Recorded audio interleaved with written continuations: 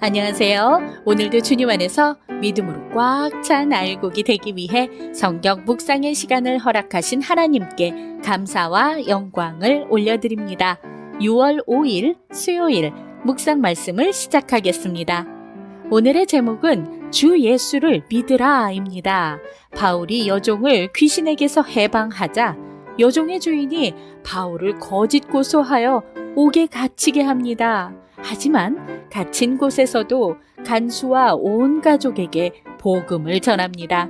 오늘 본문 사도행전 16장 16절에서 40절까지의 말씀을 함께 듣겠습니다.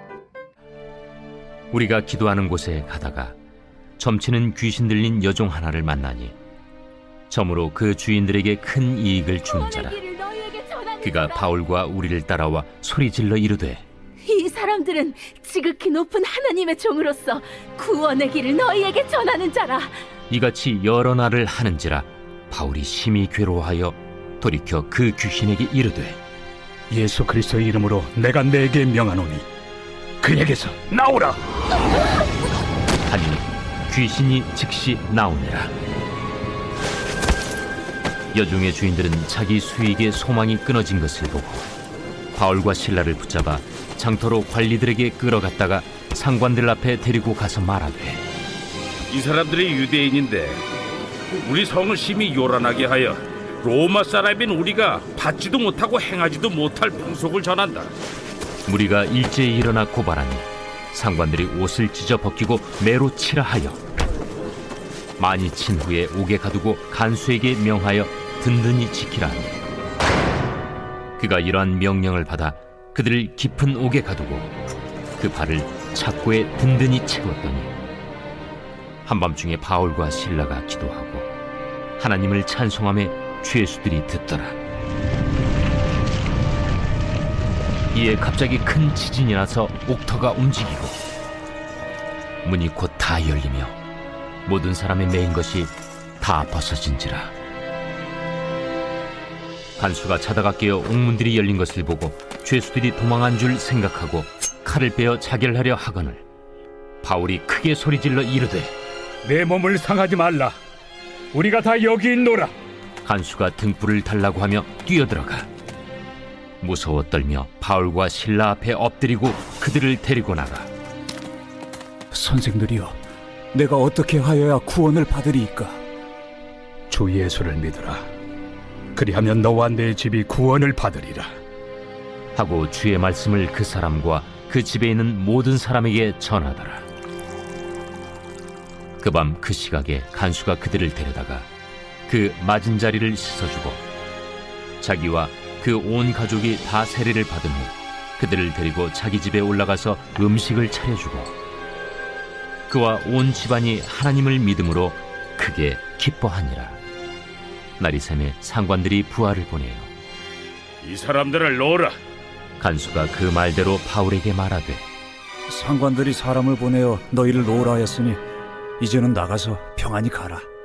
로마 사람인 우리를 죄도 정하지 아니하고 공중 앞에서 때리고 옥에 가두었다가 이제는 가만히 내보내고자 하느냐?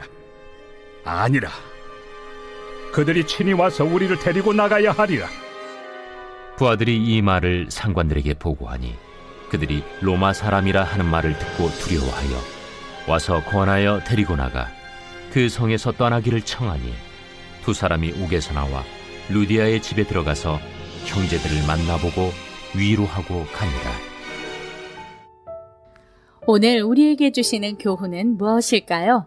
16절에서 24절 말씀을 보시면 바울 일행은 빌립보에서 귀신에게 사로잡혀 점을 치며 주인들에게 돈을 벌게 해주는 한 여종을 만나게 됩니다.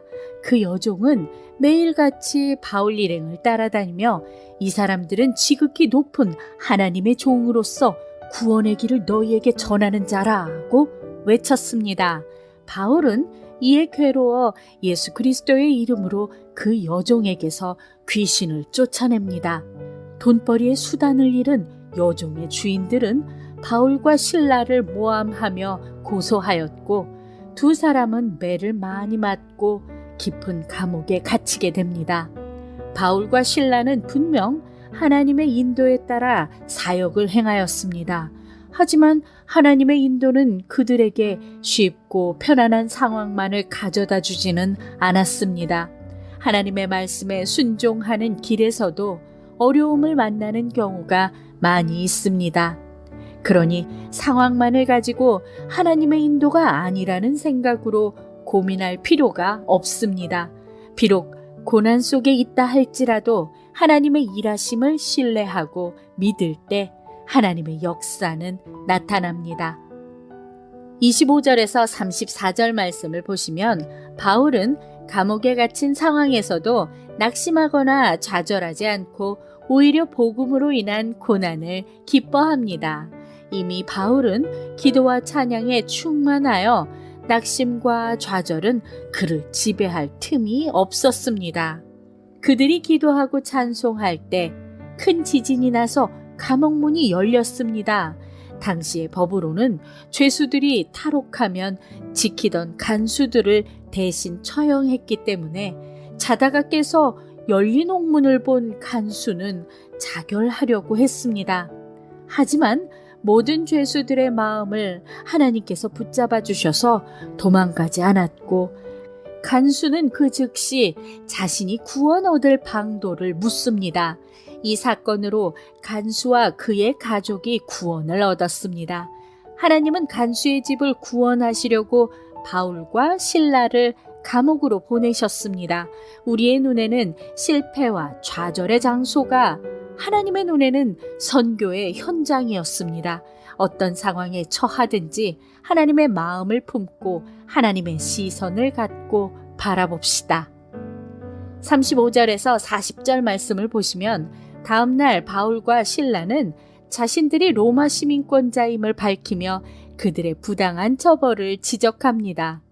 관리들은 두려워하며 두 사람을 직접 방문하여 그 도시에서 떠나가기를 간청합니다. 바울은 자신을 위해서는 로마의 시민권을 사용하지 않았습니다. 바울이 뒤늦게서야 자신이 로마의 시민권자임을 밝힌 이유는 바울의 일행이 떠나고 남겨질 교회들이 순환을 당하지 않도록 하기 위함으로 해석됩니다. 바로 복음을 믿는 교회가 단순히 유대인들만 있는 것이 아니라 로마 시민권자들까지도 포함하고 있음을 알림으로써 교회를 보호하는 일종의 장치가 된 것입니다. 우리의 것을 우리를 위한 것으로만 사용하는 것이 아니라 교회를 위해 사용할 수 있는 믿음을 키워갑시다. 기도하겠습니다. 하나님, 오늘 우리에게 주신 말씀대로 때를 얻든지 얻지 못하든지 오직 복음을 전하는데 몰두하는 삶을 살게 하여 주시옵소서. 예수 그리스도의 이름으로 기도드립니다. 아멘. 주 예수를 믿으라. 그리하면 너와 네 집이 구원을 받으리라 하고 성경은 분명히 말합니다. 내가 예수를 믿으면 나 자신뿐만 아니라 온 집안이 구원을 얻는다는 것입니다. 혹시 가족 중에 아직 하나님을 믿지 않는 사람이 있다면 이 말씀을 의지하고 기도하며 오늘도 광야 같은 세상에서 승리합시다. 저는 내일 다시 찾아뵙겠습니다.